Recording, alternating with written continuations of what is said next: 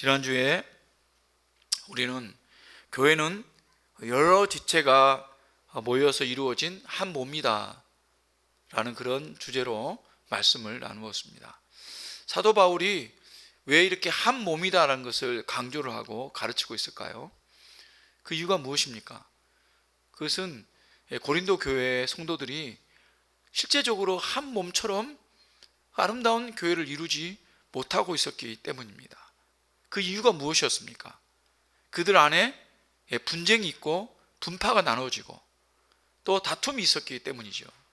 그 이유가 여러 가지 이유가 있지만 가장 중요한 이유는 뭡니까? 그 안에 사랑이 없었던 겁니다. 그들은 은사가 굉장히 충만한 교회였습니다. 초대교회 여러 교회들 중에서 가장 많은 은사를 받은 교회입니다. 방언이라든지 영적인 신비한 체험이라든지 예언이라든지 또 말씀을 가르치는 그런 교사라든지, 그래서 똑똑한 사람들이 많았습니다. 그런데 그것 때문에 오히려 서로의 주장, 목소리가 높여지고 또 누가 더 옳으니 누가 더 좋으니 이런 것들 때문에 분파가 나눠져가지고 조용할 날이 없는 그런 교회였다고 하는 것이죠. 그래서 고린도 교회의 가장 큰 문제가 사랑의 결핍이었습니다. 은사는 많았지만 사랑은 메마른 것이죠. 말은 화려했지만 마음은 차가웠습니다.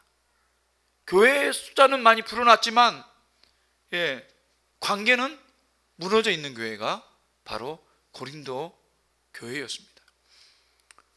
그래서 사도 바울은 바로 로마서 12장 우리 바로 앞에 있는 말씀에서 그들이 주님 안에서 한 몸을 가진 그런 지체들이라고 그렇게 말씀하신 거죠. 그러면서 12장 마지막 절에 이렇게 말씀합니다. 너희는 더욱 큰 은사를 사모하라. 내가 또한 가장 좋은 길을 너희에게 보이리라. 그렇게 하고 12장 말씀을 마쳤습니다. 더욱 큰 은사, 그들에게 많은 은사가 있었습니다. 그런데 그런 많은 은사들 중에서 더욱 큰 은사가 있다고 하는 것입니다. 그 큰 은사가 바로 성도들이 걸어야 될, 믿음의 길에서 걸어야 될 가장 좋은 길이다라는 것입니다. 그 길을 너에게 보여주겠다. 그렇게 말씀하시고 13장이 시작합니다. 다시 말하면 더욱 큰 은사, 가장 좋은 길, 그것이 무엇이냐? 바로 오늘 13장에서 말씀하고 있는 사랑의 은사, 사랑의 길이 바로 가장 그들에게 보여주고 싶었던 그런 신앙의 길이라고 하는 것입니다. 왜 사랑이 최고의 은사입니까? 왜 사랑이 신앙인이 걸어야 될 가장 좋은 길입니까? 그것은 사랑이 없는 신앙은 모든 것이 헛되기 때문입니다. 1절에서 이렇게 말합니다. 내가 사람의 방언과 천사의 말을 할지라도 사랑이 없으면 소리나는 구리와 울리는 꽹과리가 된다. 우리가 신앙생활을 하면서 가장 먼저 암송하는 성경 구절 중에 하나죠. 이 사랑장이라고 하는 이 고린도서 13장, 우리가 너무나 잘 아는 말씀입니다. 우리가 사랑에서 너무 많이 이해하고 너무 많이 잘 알지만 사실 우리에게 가장 부족한 것이 사랑입니다. 당시 고린도 교회에는 여러 신비한 그런 종교들이 많았습니다. 우상을 섬기고 황제를 섬기고, 그래서 그 종교들마다 서로의 신앙을 자랑을 많이 하죠. 그럴 때 가장 먼저 이해하는 게 뭐냐면 신비로운 체험입니다. 신비로운 체험. 지금도 우리나라에도 수많은 종교들이 있어요. 그런 종교들 중에서 가장 자기 종교가 제일 좋다라고 말하는 것 중에 하나가 뭡니까? 신을 만났다는 거죠. 무당들은 귀신을 만났다는 겁니다. 장군의 신을 만났다. 이단들은요, 신을 직접 모시고 있다. 살아있는 신이 있다. 그걸 신비로운 영적인 능력으로 생각합니다.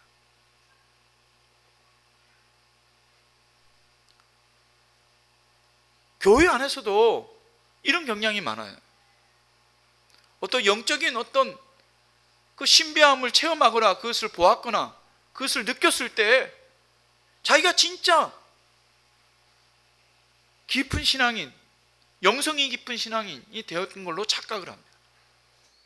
그래서 그것을 이야기하고 그것을 경험한 사람들을 더 높여주고 더 인기가 많습니다.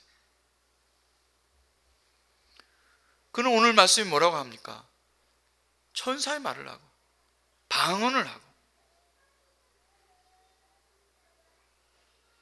그렇게 한다 할지라도 사랑이 없으면 울리는 꽹과리와 같다 그랬습니다. 우리는 꽹과리를 많이 안 칩니다만 이 말씀을 처음 번역할 때 우리나라 사람들은 꽹과리를 많이 쳤죠. 꽹과리며 징이며. 꽹과리 치는 거 옆에 가면 얼마나 시끄럽습니까? 우리나라 문화에 빈 깡통이 요란스럽다 그런 말이 있죠. 교회에서도 소리도 크고 일도 많이 하고 인정도 받는데 정작 하나님 앞에 가면 빈 깡통이라는 것이 들통나는 사람들이 있다는 겁니다. 왜 그렇습니까?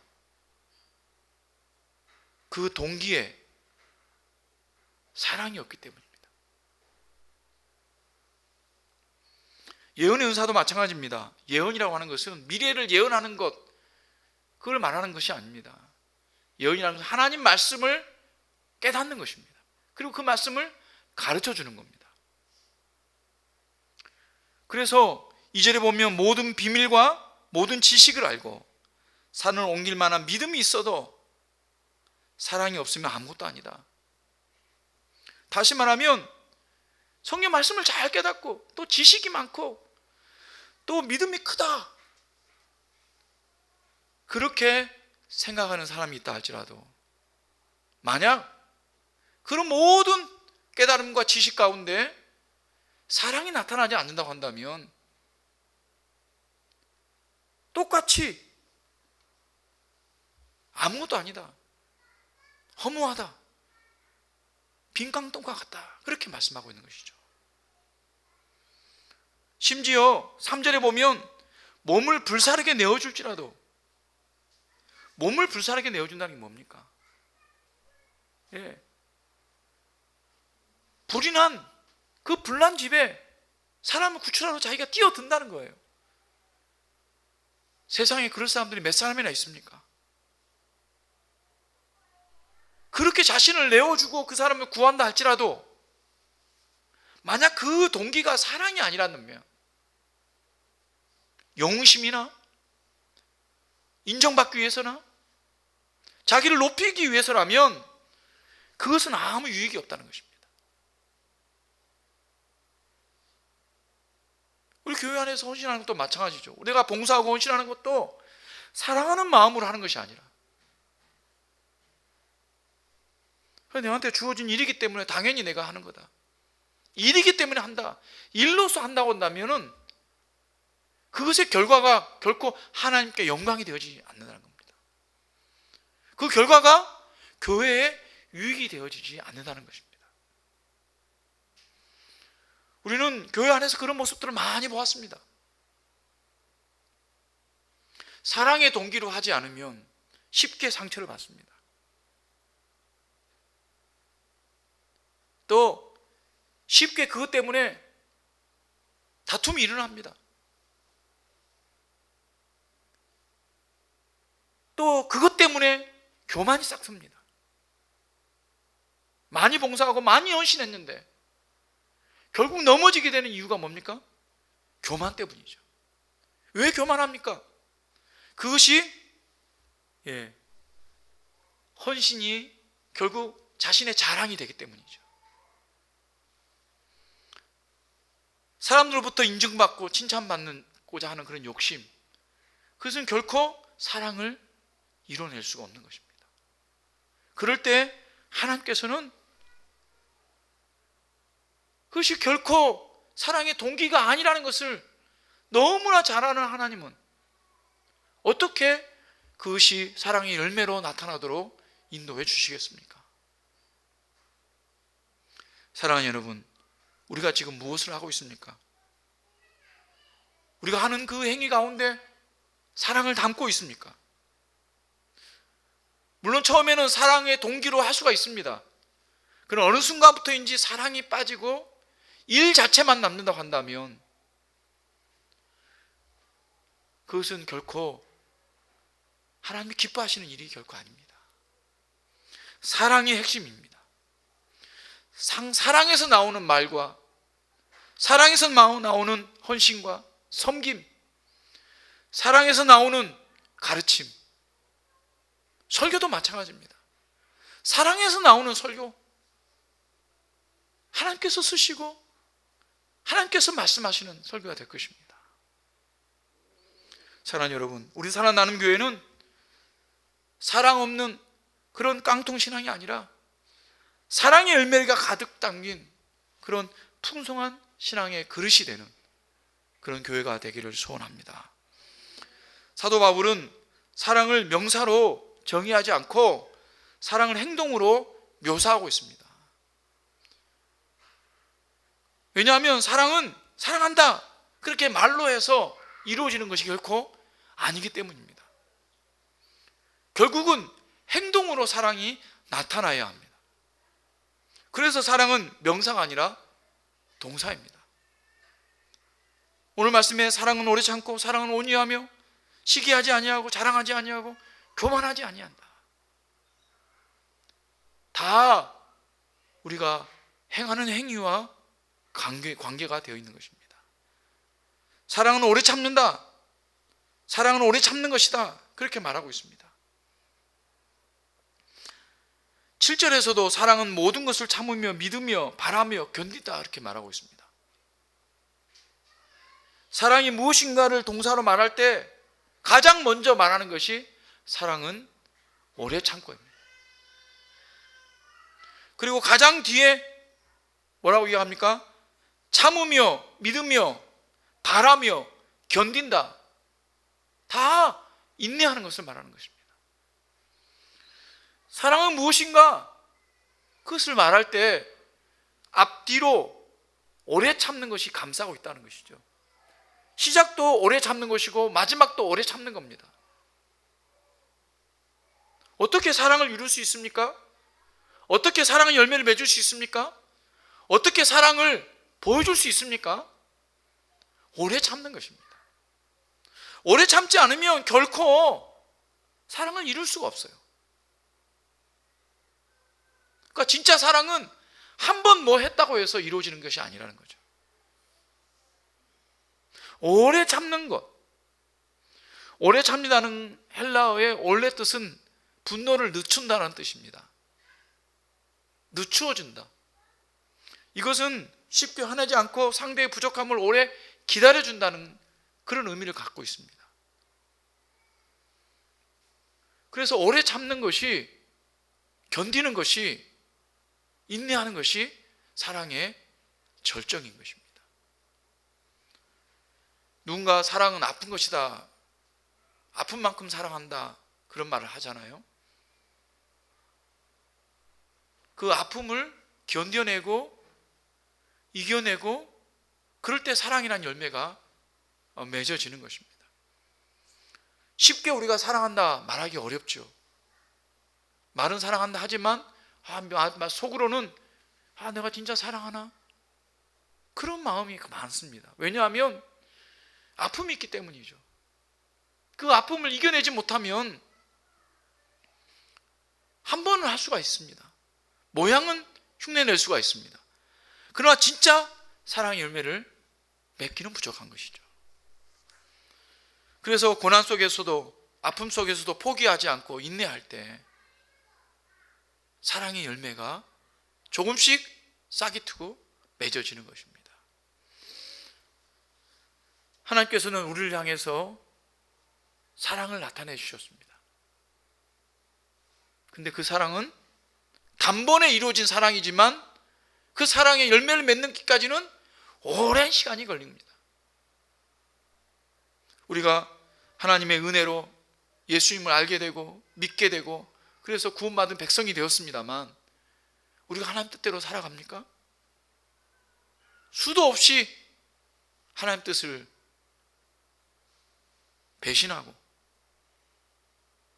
하나님 말씀하는데 지금 마음속에 들려주는데도 불구하고 우리가 그 부인하고 그것을 짓밟고 그냥 내 뜻대로 하잖아요. 내 화대로 하잖아요.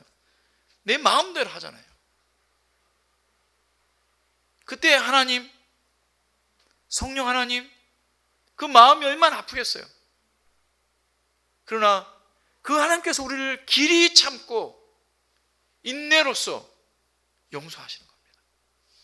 한 번이 아니고 두 번이 아니고 1000번이 아니고 1000만 번이라도 하나님께서는 참으시고 인내하시고 우리를 용서하신다는 거예요. 그것이 바로 하나님이 우리에게 보여주시는 사랑의 인내인 것이죠.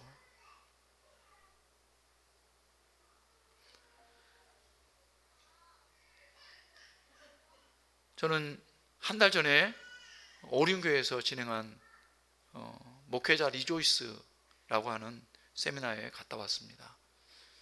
2박 3일 동안 있었는데요.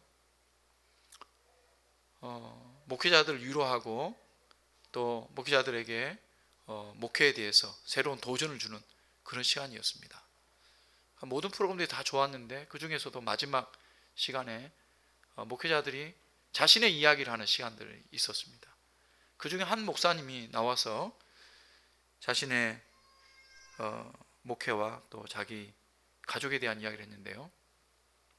엄청난 도전을 받았습니다. 너무 이야기가 길기 때문에 간단하게 이야기하면 두 가지입니다. 하나는 아내와 지금의 사모님과 결혼하게 된 이유인데요. 같은 교회, 자기는 고등학교 2학년이었고 이 사모님은 아마 중학교 3학년이었던 것 같아요. 그런데 이 자매는 평소에 말도 없고 사귀는 친구도 없고 너무 외톨이처럼 그렇게 교회 생활을 했는가 봐요. 교회에서 만났지만 이 자매가 이 형제 오빠를 좋아했는 것 같아요. 그래서 오빠 집에 한번 놀러 가면 좋겠다 해서 왔는데 하루 종일 잘 놀다가 갑자기 이 여학생이 중학생이죠. 발작을 하게 된 겁니다. 알고 봤더니 이분이 여자분이 이 심한 발작이 있는 그런 병을 가지고 있었던 거죠. 그래서 너무나 그 모습을 본 가족들이 다 놀래고 자신도 너무너무 놀랐는데 나중에 심하게 발작을 하고 한숨을 자더니 깨어났었어요. 그리고 그 자매가 처음 눈을 떠서 한 말이 오빠도 나를 버릴 거지, 그 이야기를 하더랍니다. 근데 그 말을 듣는 순간에 나는 이 아이를 지켜줘야 되겠다, 그런 마음이 들어서 나는 너 곁을 결코 떠나지 않을 거야, 그 이야기를 했는데 그때부터 지금까지 그 아이 곁에 있다가 결국 같이 결혼하게 되었습니다.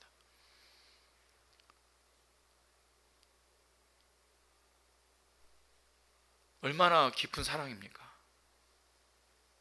그 모습, 저도 그런 병에 걸렸던 형제를 가까이에서 같이 지낸 적이 있는데요. 정말 쉽지 않습니다. 힘듭니다. 근데 매일 만약 그걸 보고 살아야 된다, 쉽지 않는 삶이죠. 그런데도 그분과 결혼한 그 찐사랑을 보고 감동을 했고요. 그것보다 더 감동한 것은 그런 그 사모가 원래는 임신을 할 수 없답니다. 그 약을 먹으면, 그 치료약을 먹으면 임신을 하게 되면 아기가 위험하니까. 그래서 임신을 못했는데 자기는 꼭 그 남편의 아기를 갖고 싶어서 그 엄청난 그 인내의 시간을 보내면서 약을 끊고 임신을 해서 아이 셋을 낳았습니다. 그런데 이 목사님이 그것으로 끝난 것이 아니라 3명의 아이를 또 입양을 했어요. 근데 마지막 아이가 조금 장애가 있는 아이라고 해서 그것도 좋다고 해서 입양을 했는데, 나중에 알고 보니까 최고 1등급 장애를 가진 자폐아였습니다. 그래서 어린이집부터 해서 유치원부터 해서 초등학교에 수많은 어린들이 있었습니다. 그래서 뭐 아기를 깨물다든지 또 폭력을 행사한다든지 소리를 지른다든지 이런 것들 수도 없이 학교로 불러가고 경찰서를 불려가고 이런 과정을 겪었는데요. 그래서 나중에는 도저히 이 막내와 함께 이 가족들을 데리고 살 수 없겠다 싶어서 가족회의를 열어가지고 내가 이제 이 막내를 데리고 집을 떠나겠다. 그러면서 자녀들에게 어머니를 부탁한다, 그 이야기를 했더니 둘째 아들이 하는 이야기가, 아버지가 좋아서 입양을 했지만 이제는 저 막내는 우리 가족이에요. 결코 떠나볼 수 없어요. 이런 이야기를 해서 그 아이를 끝까지 키우게 되었습니다. 근데 나중에 이 아이가 고등학교 졸업하는데 문제가 있어요. 그래서 그 아이를 365일을 항상 같이 새벽기도부터 해서 저녁에 잘 때까지, 대학원을 다닐 때 그렇고 고등학교 졸업할 때도 정신병원에 갔다가 데려와서 고등학교 가서 수업 시간 앉아 있고 그런 시간을 보내면서 고등학교까지 졸업을 하게 됩니다. 근데 문제는 이 아이가 군대를 가고 싶다는 거예요. 그런데요, 군대를 가면 어떻게 되겠습니까? 모두가 반대하고 정신병원 의사도 반대해서 못 갈 형편이었지만 다 자기가 모든 걸 책임진다는 그런 각서를 쓰고 그렇게 해서 어떻게 해서 군대에 입대했는데요. 그 당시에 군대 상병까지 일주일도 못 버틸 것 같다는 그 아이가 상병이 되었습니다. 그리고 군대에서 월급을 주잖아요. 월급을 꼬박꼬박 아버지한테 다 붙이는 그런 아들이 되었고요. 나중에는 그 군대의 대대장이 이 아이를 하사관으로, 그래서 이 자폐가 있으니까 한 군데를 굉장히 잘하잖아요.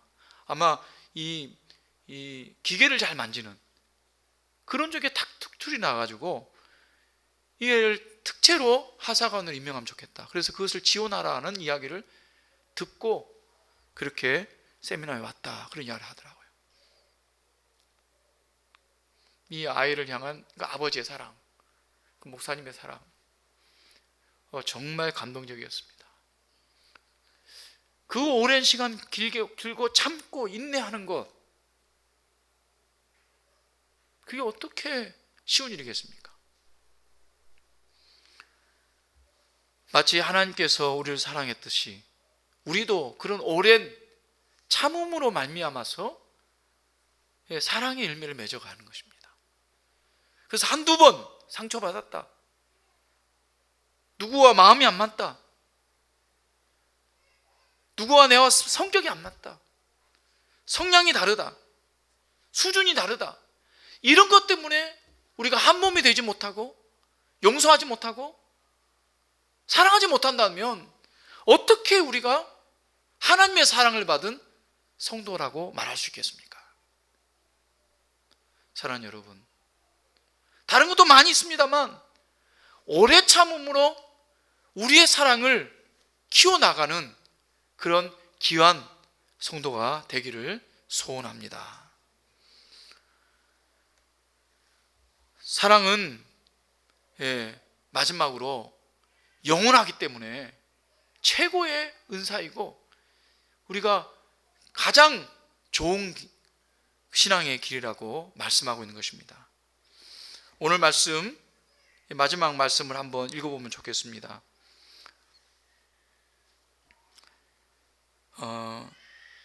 8절 말씀입니다. 8절 말씀, 8절에 10절 말씀 같이 읽겠습니다. 시작. 사랑은 언제까지나 떨어지지 아니하되 예언도 패하고 방언도 그치고 지식도 패하리라.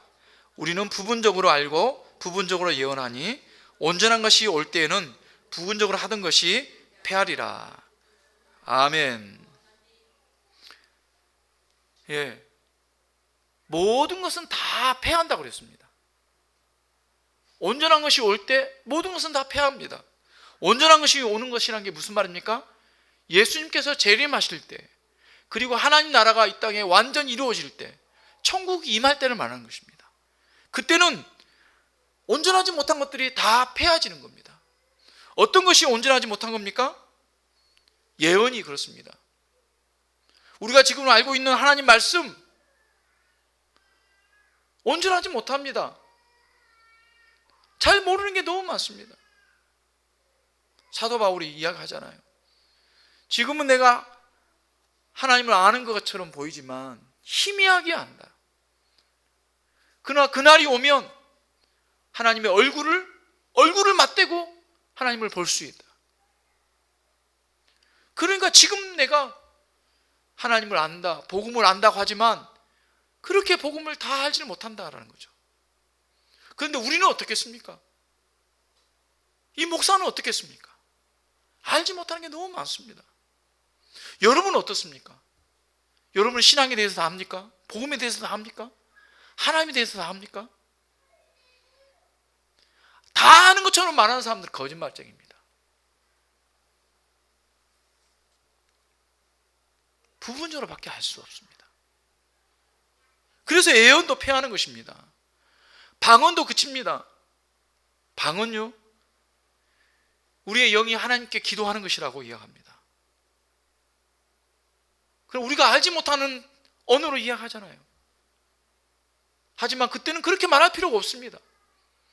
우리의 영혼과 육체가 하나님을 맞대고 이야기하고 교제하기 때문이죠. 지식도 사라집니다. 우리의 지식은 한계가 있죠. 모르는 것이 더 많습니다. 우리보다 AI가 요즘은 더 잘합니다. 그러나 AI도 틀려요. 저도 요즘 AI를 가지고 성경 공부도 하고요.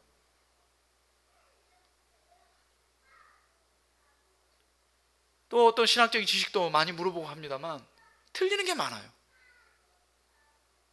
맞는 것 같은데 틀려요. 이단하고 비슷해요. 이단하고 비슷합니다, 진짜로.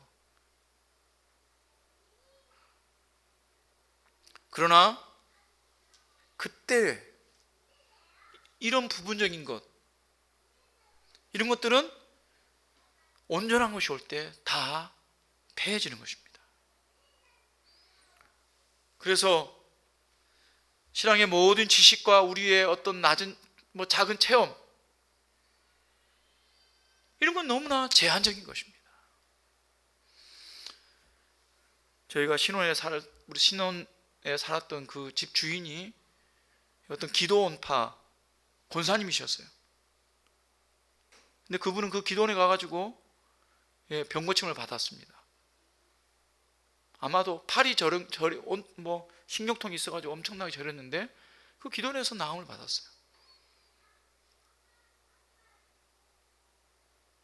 그런데 그 권사님은 그 체험이 그 신앙의 전부예요. 다른 말은 듣지도 않을 뿐만 아니라 우습게 여겨요.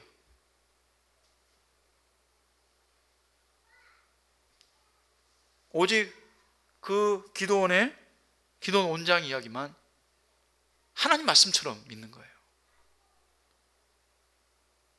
그 체험 별거 아닙니다. 우리 육체라는 것은요, 고침 많아도 언젠가는 썩어지는 겁니다. 죽었다가 살아났어도 여전히 죄인이에요.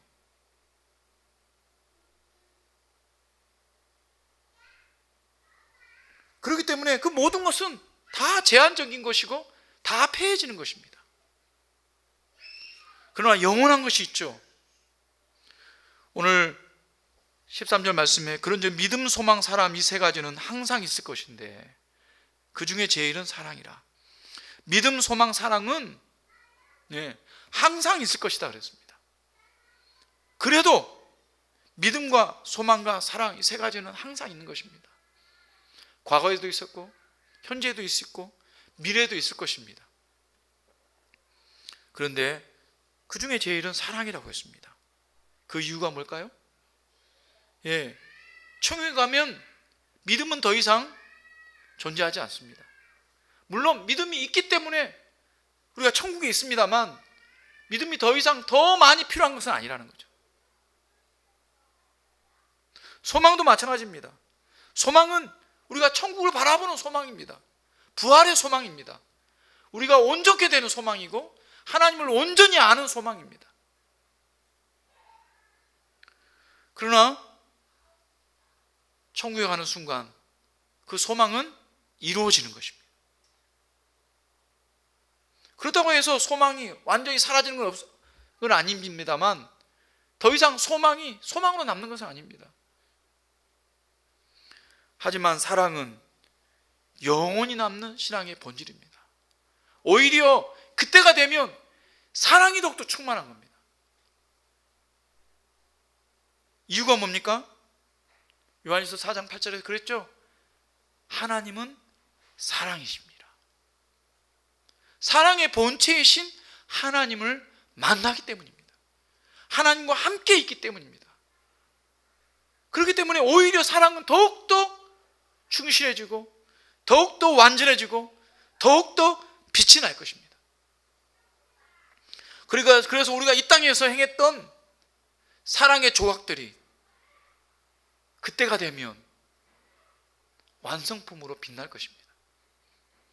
내가 사랑했던 것이 자랑스러울 것입니다. 여러분이 사랑을 베풀었던 것들, 오랜 인내로 아픔을 견디어내면서 사랑을 이루었던 것들이 빛을 발할 것입니다. 저는 그날을 바라봅니다. 사랑하는 여러분, 사랑은 영원한 것입니다.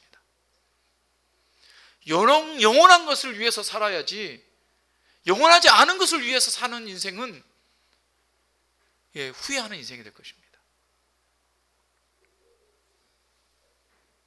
어떤 분이 유튜브에 연세가 많으신 70대, 80대, 90대 이런 노인분들을 인터뷰한 것을 제 아내가 유튜브에서 보여주더라고요.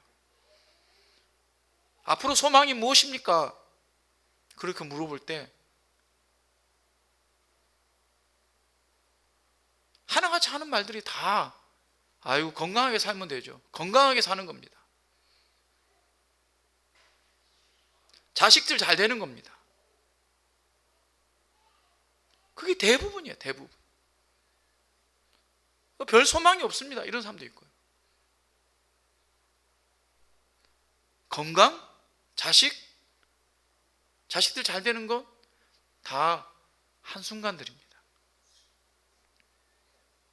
진짜 소망은 무엇입니까?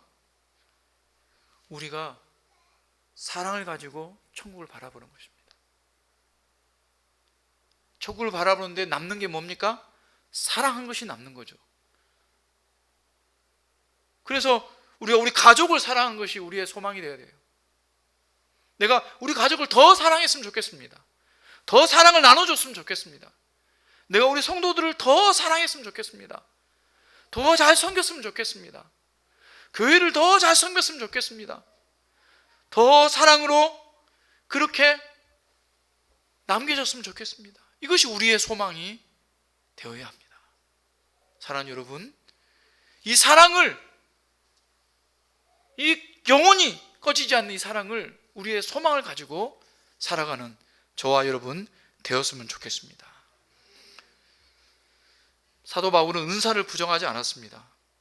오히려 은사는 교회를 세우는 도구입니다. 너무너무 귀한 것이죠. 그래서 교회 안에 은사가 많을수록 좋습니다. 그런데 문제는 이 은사의 도구가 사랑의 손길로 움직여져야 되는 것입니다. 사랑은 신앙의 출발점이자 종착점입니다. 그래서 우리의 신앙의 목표가 사랑을 이루는 것이어야 됩니다. 그래서 부활하신 주님께서 베드로에게 묻잖아요. 네가 나를 사랑하느냐? 주님의 제자로서, 교회의 한 성도로서 쓰임받는 한 가지 조건이 뭐냐? 주님을 사랑하는 것입니다. 주님을 사랑하는 그 사랑의 마음으로 교회를 사랑하는 것입니다. 그 사랑의 마음으로 성도를 사랑하는 것입니다. 그 사랑의 마음으로 이웃을 사랑하고 가족을 사랑하는 것입니다. 사역보다, 직분보다, 헌신보다 더 중요한 것, 그것은 사랑입니다. 여러분, 이 사랑을 이루어 가시는 저와 여러분 되시기를 주님으로 축원합니다.